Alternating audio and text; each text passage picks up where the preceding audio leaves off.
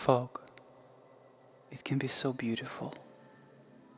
It blurs the line between reality and imagination, shrouding the world around us in mystery and magic. Paper fog, on the other hand, is a royal. Recently, I acquired a whole bunch of expired photographic paper, made mostly by Agfa. Boxes and boxes of paper, somewhere between 5 and 600 sheets, I think, half of which is 8 by 10 or larger. And yet it only cost me less than 100 sheets of fresh 8 by 10 paper wood. And deals like this pop up all the time. Many retiring darkroom printers or their descendants are selling off complete darkroom kits that often include impressive amounts of photographic paper, or it gets thrown in for free with some other gear. So, with such massive savings per sheet, surely expired paper is the best bargain around. If it performs just like the fresh paper, then sure, it is a solid win. The problem is, it often doesn't. I'm Leo Nikishin, this is 10 Rolls of Film, let's do this.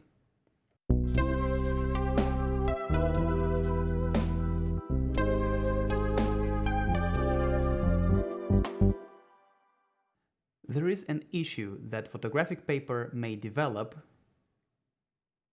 with age, and that is fogging. Now, paper fogging is simply when photographic paper gets exposed even though we don't really mean for it to. For example, imagine that you turn on the main lights in your darkroom before you close the paper pack properly. You probably fogged your paper. Or if your safe light turns out to be not actually all that safe and emits the type of light that your paper is sensitive to. Again, you probably fogged your paper. But when it comes to expired photographic paper, the main culprit is almost always storage conditions. In particular, exposure to heat and high humidity. Think of all the disassembled and unused for years darkroom bits and bobs that get stored in attics that tend to get heated up in summer, or in humid and poorly ventilated basements, that kind of stuff. Also, another possible suspect is radiation, because even if radiation levels are not high enough to be a health concern for human beings, it may still be enough to fog the paper over the course of years and decades. The black light-tight wrapper inside the paper pack, even that may sometimes contribute to fogging, because the material the wrapper is made of may degrade over time and start affecting the emulsion.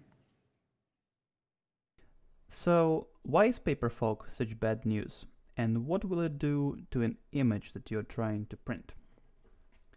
Well, to save some time and paper, you can visualize it quite easily with the help of any image editing software that has curves adjustment tool.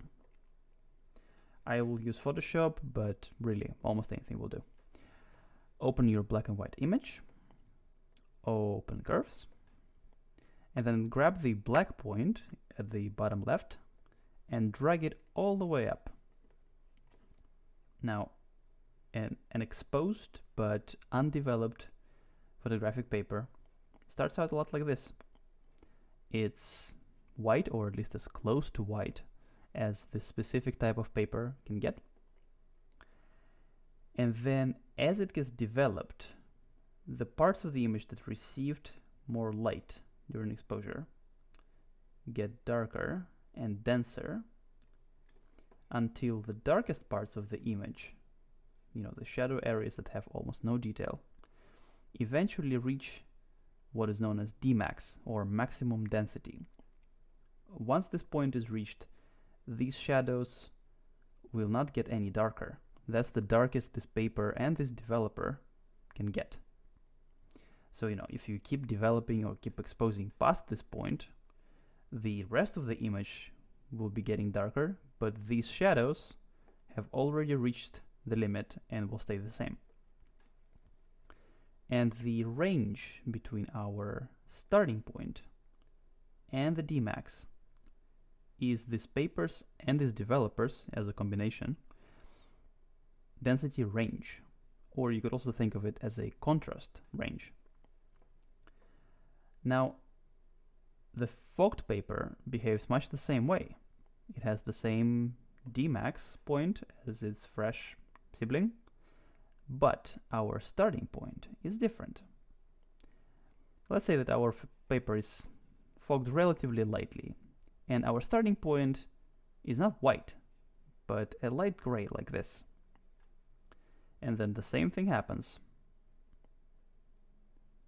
It develops the image, and we reach the same Dmax, so the shadows are just as dark.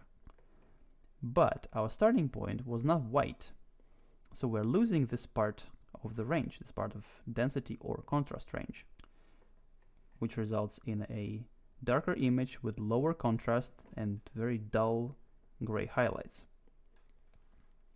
The more fogged is your paper, the stronger will be this effect. So, I once encountered a paper which was fogged to this extent, and you can imagine that didn't print very well. Unfortunately, it is impossible to tell if photographic paper is fogged or not without developing a couple of sheets. And people selling the paper usually haven't used the paper in years and either don't have the facilities anymore or simply don't know how to test the paper. It also doesn't help that, as far as I can tell, there isn't a single type or brand of paper that is just magically immune to fogging. Variable contrast, graded, fiber-based, resin-coated, glossy, matte, any brand you can think of, they can all get fogged, simply because it has more to do with storage conditions than it does with a particular type of paper. Of course, as always, there are theories and claims floating around the internet about, for example, very old papers containing cadmium being somewhat more resistant to fogging, or that resin-coated papers without developer added to the emulsion tend to not get fogged quite as badly. And it might be true, but no one is claiming that some type of brand of paper does not get fogged at all. The paper I'm using for all parts of this series is Agfa Multi-Contrast Premium, also often referred to as Agfa MPC. It is a resin-coated paper with variable contrast, and the pack I'm using was produced sometime between 1993, I think, when Germany introduced 5-digit zip codes, and 2003, when Agfa changed the packaging design. The developer is Adox Adotol Constant, a high-energy developer that I mixed recently, and I will keep 90 seconds development time as a constant, unless specified otherwise. This ensures that the paper is fully developed, but shouldn't lead to significant overdevelopment either. Since this is a variable contrast paper, I will start with filtration of about 30 magenta on the color head, which should give me approximately grade 3.5. Now, I could not find manufacturer recommendations for Meopta heads, which is what I'm using, so I used their data for Durst heads and converted it using FOMA guidelines for their papers as reference. Alrighty, let's see what this dreaded paper fog actually looks like on paper. In order to do that, I will do a classic paper fog test. I will take one sheet of unexposed paper and do the usual stuff. Develop, stop, fix, wash. All the regular things. And that will be our test sheet. Then I will take another unexposed sheet of the same paper from the same pack, and I will put it straight into the fixer. And that one will be our reference sheet. That will show us just how white and just how bright this paper can possibly get. A couple of quick notes here. First, if you have a larger pack of paper, for example, a 50 sheet pack or maybe a 100 sheet, try to take reference and test sheets out of the middle of the stack.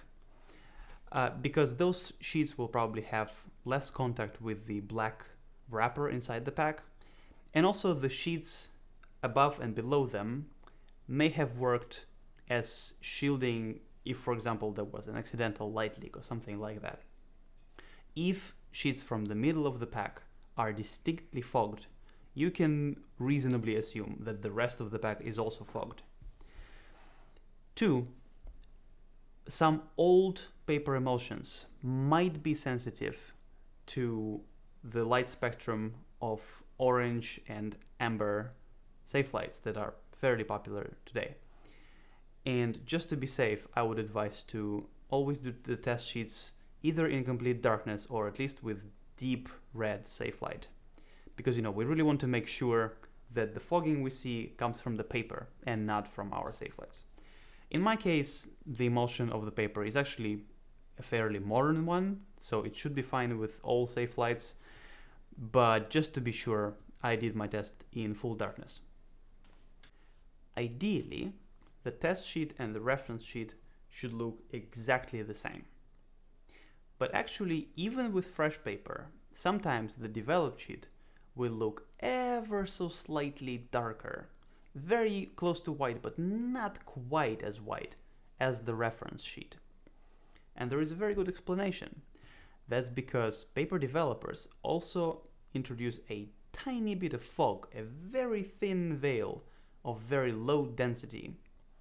But really, most mainstream developers today introduce so little fog that it doesn't matter in the vast majority of circumstances.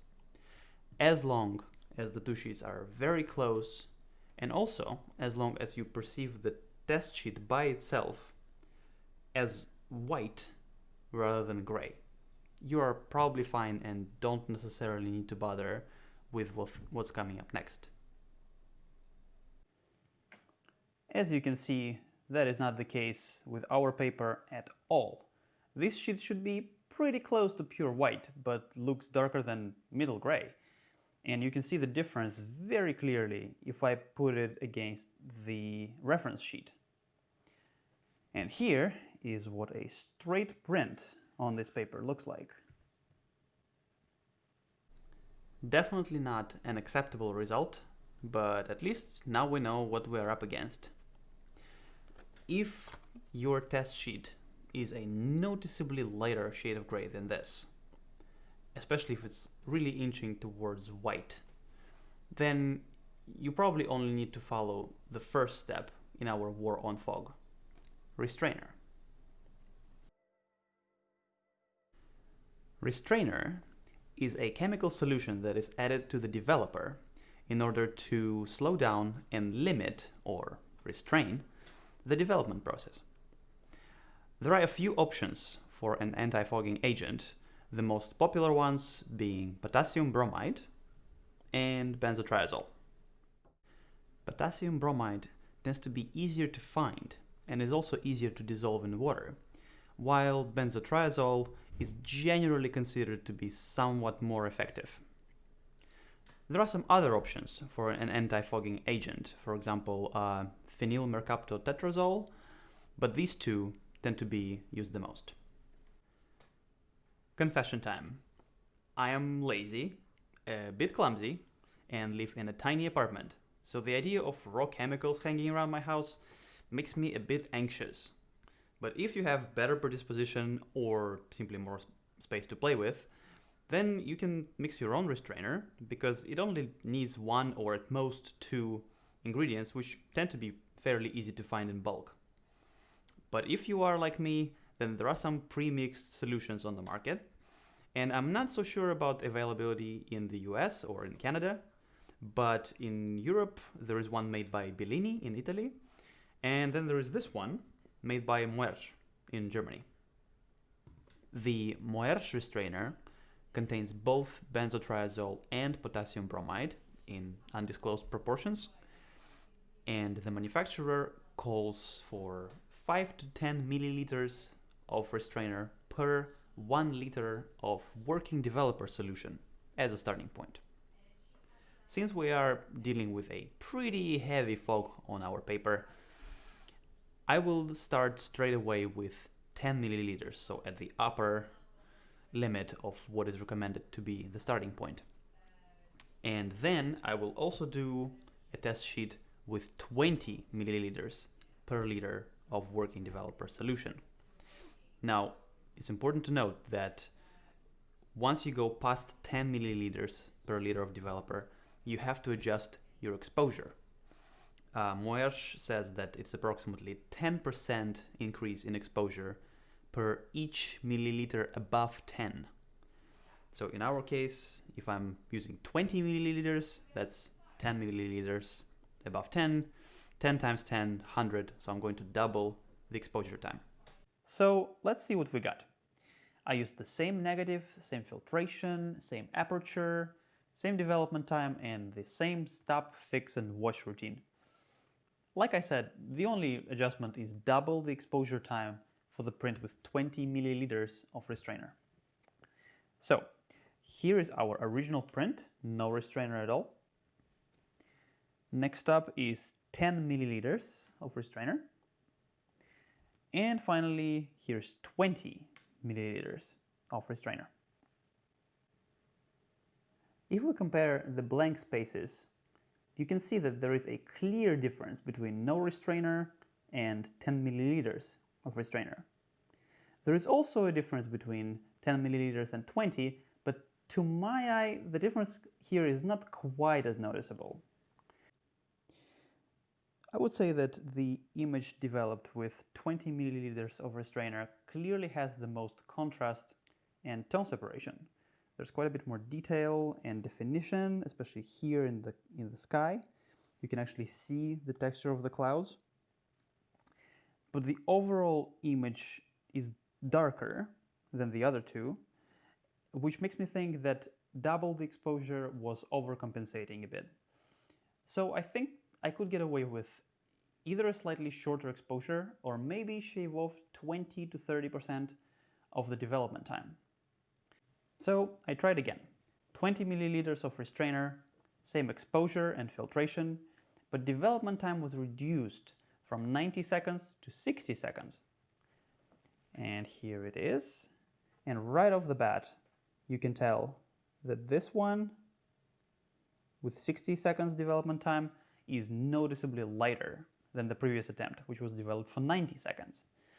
But I'd say that we still have pretty decent shadow density, so I don't think 60 seconds is underdeveloped.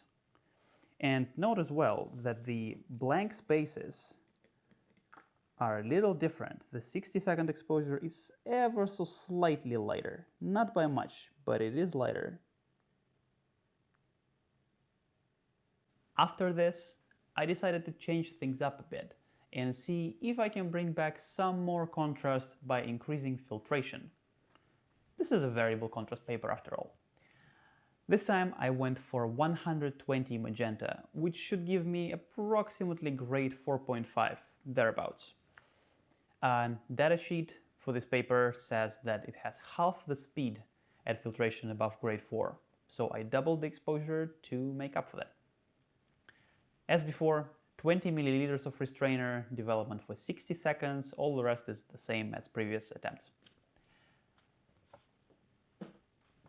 Now this is starting to look like a print, and not just a grainy, mushy, grainy? No, it's not grainy, and not just a mushy gray mess. Definitely more contrast, definitely deeper shadows, and brighter highlights. But let's not get ahead of ourselves just yet. The blank areas are about the same density as grade 3.5 effort, so the highlights still cannot get any lighter than that, no matter how high I jack up the contrast by filtration. And if we compare this sheet with our reference, well, you can see very clearly that we are still a long way from what this paper must have been capable of when it was fresh. Still, it's good to see that with variable contrast papers you can at least try and increase the contrast within the density range that is left to you by the fog. And obviously graded paper will not have that option, and especially papers that are grade 3 or softer will have more trouble maintaining any resemblance of contrast. If you detected a sour note in my voice there, that's because a significant chunk of the paper I got here is grade 2.